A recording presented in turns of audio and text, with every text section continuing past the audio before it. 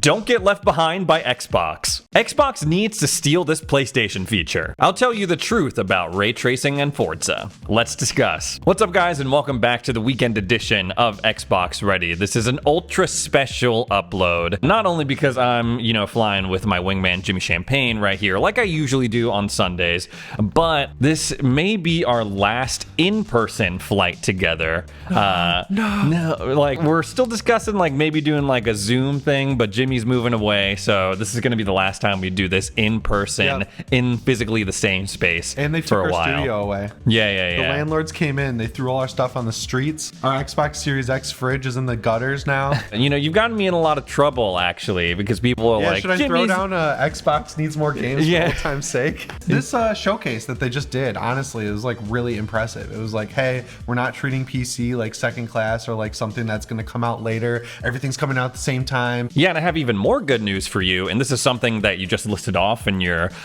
just like pages and pages of critiques on the Xbox brand. Taking full advantage of the Series X. Matt Booty has come out and said that Xbox Game Studios, the first party stuff, are no longer going to be making games for the Xbox One. It's official now. Yes. We've kind of put this together over the past couple of weeks. Even something like Redfall not coming to last gen consoles, but we have an official word. The assumption being that they can now focus entirely on the Xbox Series X and S and delivering the best experiences they can to those consoles. Gen 9, he said. Gen 9 is going to be the focus going forward. Gen 9, that's what they're calling it. They're not, because everyone's still calling it next gen because there were games still coming out on last gen, but now we're in current gen. And he did clarify that there's still going to be titles that Xbox first party still supports on the Xbox One. He mentioned, like Minecraft, and I assume Elder Scrolls Online is still going to be getting support, going forward. Makers. Yeah, the money makers, the live service makers. stuff. Yeah. So that stuff is safe, but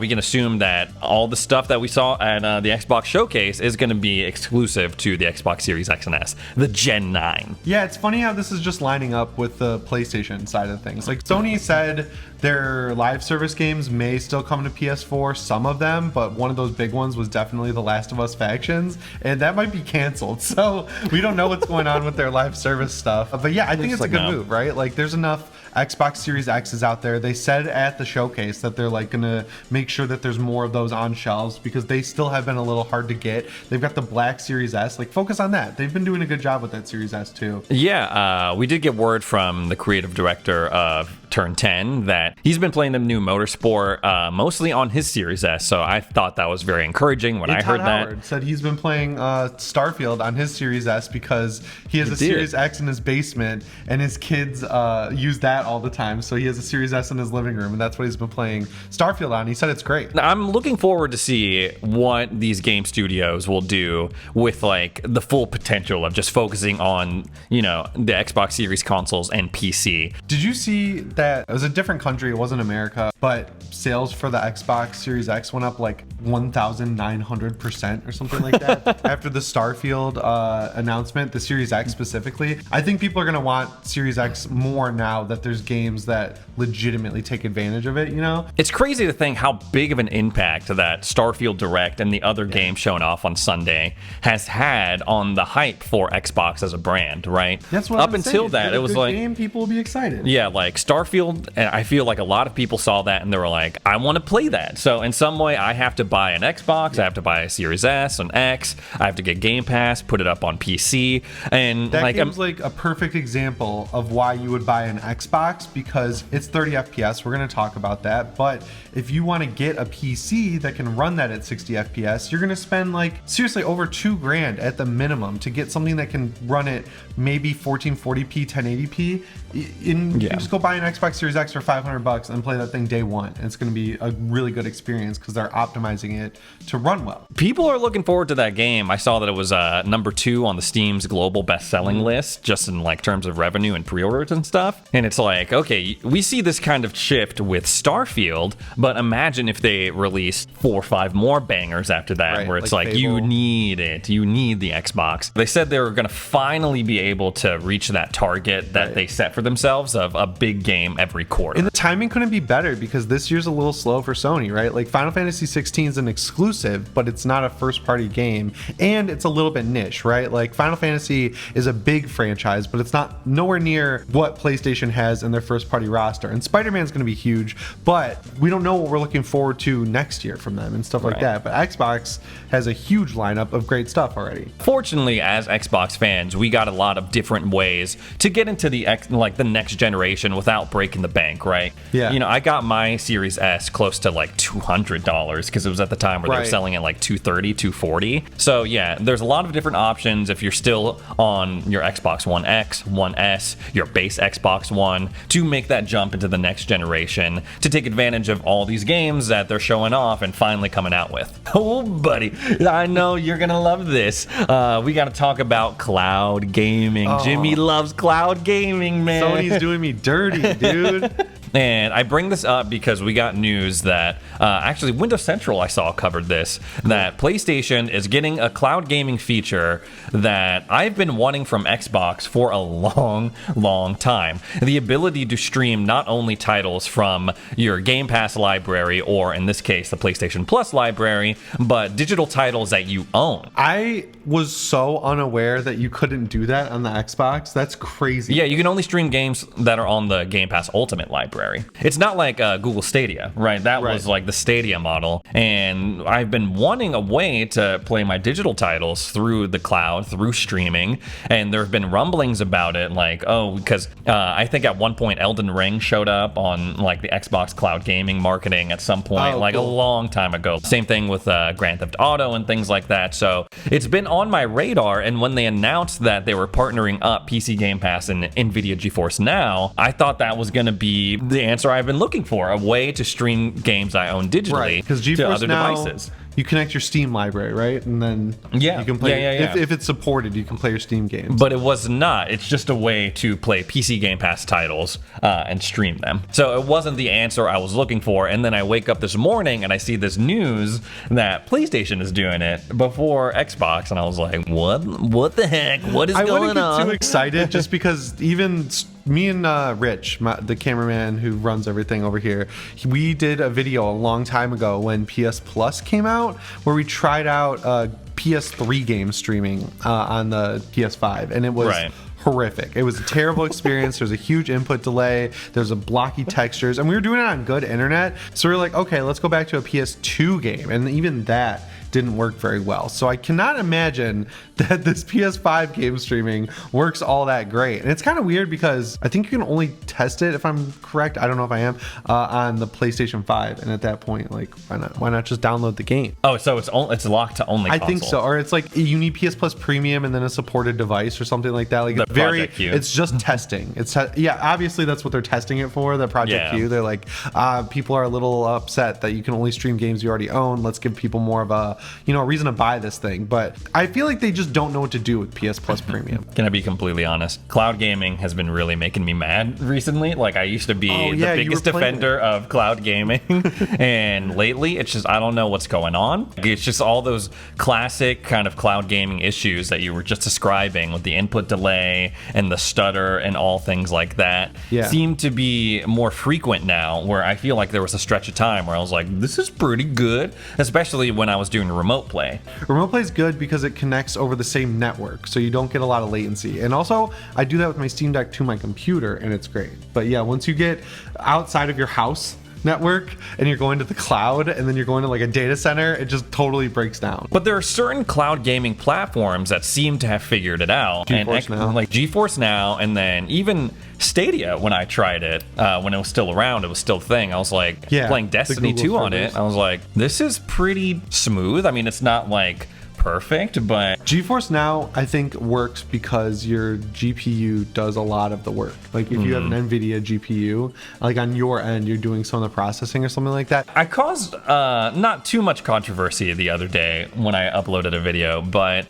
I mentioned that after the game showcase, they showed us different game presentations, that served as like an extended look at some of the games that they showed off in the show. It was 33 Immortals, Dungeons of Hinterberg, and Forza motorsport. And for the motorsport presentation, they mentioned that when they were showing us the practice track and, showing us the actual racing and stuff, that they had ray tracing turned off. I didn't really think it was that big of a deal, but when I mentioned it in that video, people took it as like there's not going to be ray tracing at all. So I wanted to take my time to clarify that, to rectify the situation for all of you out there who may be confused, because they did mention that they were still working on what graphics modes are going to be shipping, right? They weren't, and it was running, the presentation was running on a dev kit. So like it wasn't the final build, because like it still looked good, but they were like, yeah, for this presentation, on this practice track, ray tracing's turned off, and we were just like, okay, whatever. I had completely forgotten that I'd said it at a certain point, and then people were like, what? There's not going to be ray tracing in the new motorsport, but it shows up in the gameplay trailers. What's going on? So I just wanted to be like, okay, wait a minute, hold up. There's going to be different graphics modes, and ray tracing will probably be implemented in some way, because the presentation was running at 4K 60 FPS. So there's definitely no ray tracing. Yeah. So yeah, in that mode they were turned off, but I'm sure like they're going to ship other graphics modes that 4K like 30 lower at with ray tracing 1440p or lower the frame rate. It was a great presentation. They were very transparent with us, very gracious with their time, and I did confirm that it ran pretty well on the Series S. So if you're looking forward to playing it on your Series S, you should have nothing to worry about. Oh, speaking of clarifying things that I said about the showcase, me personally, I was very excited to see the new Fable. I love the Fable franchise. I have all my life, pretty much, ever since I was a kid. And I was like, we didn't really see gameplay, and people again were like, didn't see gameplay, clown emoji, like saying all sorts of stuff, because there was gameplay. There was no like, gameplay walkthrough like they did with Starfield. So y'all know what I'm talking about at this point. So yeah, I wanted to clarify that we did see some gameplay from Fable, but not a ton. The RPG community is like melting down over Avowed, though. Oh yeah. Wait, melting down like in a bad way. Yeah. They're like, this is not the game that was announced. Like, it's so weird because everything that's attributed to Avowed is from fans, like leaks, where someone was like, I heard that this has a map bigger than Skyrim, and this is going to be Obsidian's take on Skyrim. But Obsidian never said that. No. But they did lose a lot of people from their team, I heard, and like had to reboot the game. So now what we're getting is essentially like the fantasy version of the Outer Worlds, which is crazy that's not what they set out to make initially. Like, that's what I was expecting, honestly. Like, I was like, oh, it's Outer Worlds, but fantasy, cool. Obsidian makes an RPG, it's good. Like, no matter what form that it takes, whether it's something like Pillars or Pentiment or Fallout New Vegas. Yeah, they said they're reworking the combat too, because like that's the one thing that I didn't like about the Outer Worlds, is that you just get so much loot and all of it's bad. Like it's because it's randomized, and so you just have to wait for the right random combination of stats. I mean, I'm excited for Avowed because of the freaking like arcane pistols, and like the spellcasting looks cool. And obviously some of the stuff that we saw from the melee combat isn't like the craziest that we've seen, but I'm excited for the narrative that they're going to lay out. I really like the story in Pillars 1 and 2.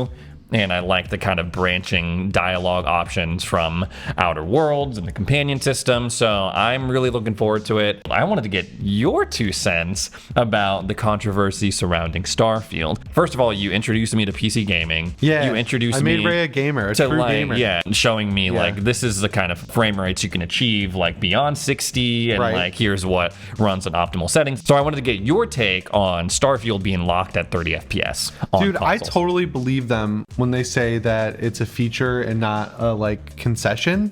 Certain games you can totally tell, like Gotham Knights, there's no reason that game should have been 30 FPS, like they should have just taken an extra year and finished the game. But Starfield is a game that's going to be super CPU intensive, right? Because you're taking off from all these planets. It's got to literally build the planet for you in your game and take this like handcrafted base and put it in a tile set of a planet and then make it so you can land on that planet and explore it. And there has to be like foliage and creatures and all this procedurally stuff mixed with handcrafted stuff, and it's gonna be huge. So yeah, I could totally see them saying, look, there's no way to get this game to run at a locked 60, but there is a way to get it to run at a locked 30, and we'd prefer that. Now, it would be cool if they gave you a way to unlock the frame rate. I for some reason, people like playing games like that where you're going from 30 to 70 to like 60 to 30 to 40, and I can't do that. I pre-ordered the collector's edition for PC. I want that watch really bad. I would never not buy a Bethesda game on PC. It's just like what I do. But I would not mind I have Game Pass, just downloading the game on Xbox to try it out and see what's up with the 30 FPS like smoothness. Yeah, there's a lot more going on in this game. So I think it's a moot point, and people are trying to compare it to Horizon Forbidden West and say like, look, this runs at 60. The amount of systems going on in Horizon is nothing compared to what's going on in Starfield. Like the fact that you can grab a sandwich and pile up all those sandwiches in your ship, that means the game has to remember where that sandwich is and then come make back sure to it. Yeah. You can go back to that. And it's doing that on like a galaxy-wide scale. I'm buying into the hype big time on this game just because this is my favorite type of game, the Fallout style like open world game with the shooting. I'm not huge on the fantasy stuff, but I'm excited. I think it's a moot point. I think it's just like a console warrior thing that they can start a little Twitter beef over and make a 20-minute video about it. Yeah, I'm still immensely excited for this game. I could be Spike Spiegel from Cowboy Bebop, like traveling the freaking galaxy, being a bounty hunter, stealing stuff, robbing ships, getting into exciting dogfights in space, and on whatever planet I'm on. I'm like, this is gonna be awesome. Dude, like, I saw people comparing this to No Man's Sky. That is so lame to even put those games together. I don't know. I don't think they're really comparable. Yeah, as a reminder, Starfield is going to be coming out September 6th. You can buy the Starfield controller, the headset, the collector's edition. Well, actually, you can't buy the one that Jimmy got because that's sold out. It keeps but they popping have up other ones. It keeps popping up on Best Buy, and it will until it comes out, because Best Buy gets the most shipments, I heard, and they get them over time. So keep checking Best Buy. Okay. We'll have it linked in the description. Guys, that's all we got to talk about. We're signing off again. It's a bummer that Jimmy is moving away. We're not going to be able to do this as often in person, but we had a great run. We've been doing this for well over a year at this point, these two host videos, and we've had some great times. Jimmy's made a lot of people mad because of his criticism of Xbox. Yeah, he always brings a great perspective to all this. He's very knowledgeable, and he's one of the coolest dudes I know. So F in the chat for Jimmy. All right, let's go make people mad on PS Ready.